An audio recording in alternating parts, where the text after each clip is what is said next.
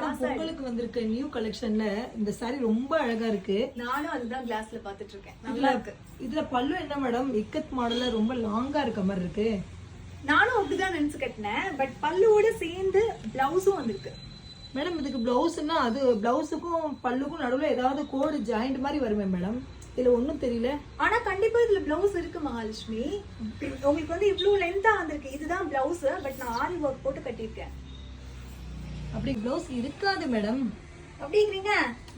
கண்டிப்பா இருக்கும். இருக்காது மேடம். அப்போ ஒரு இன்ஸ்டேப் எடுத்துட்டு வாங்க பார்க்கலாம். ஏன்னா நம்ம கஸ்டமர்ஸ்க்கு கொடுக்குறப்போ கரெக்டா கொடுக்கணும்ல.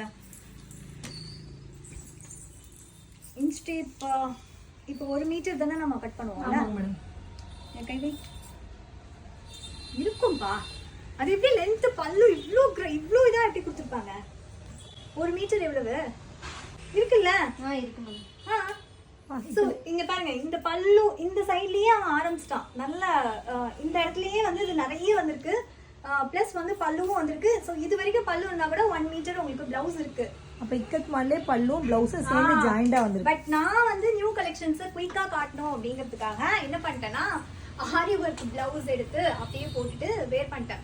பட் கஸ்டமர்ஸ் வாங்குறவங்க வந்து இந்த மாதிரி இதுல ஒரு பிளவுஸ் அண்ட் இந்த இது தைச்சு போட்டா பியூட்டிஃபுல்லா இருக்கும். கிளியர் ஆயிடுச்சா?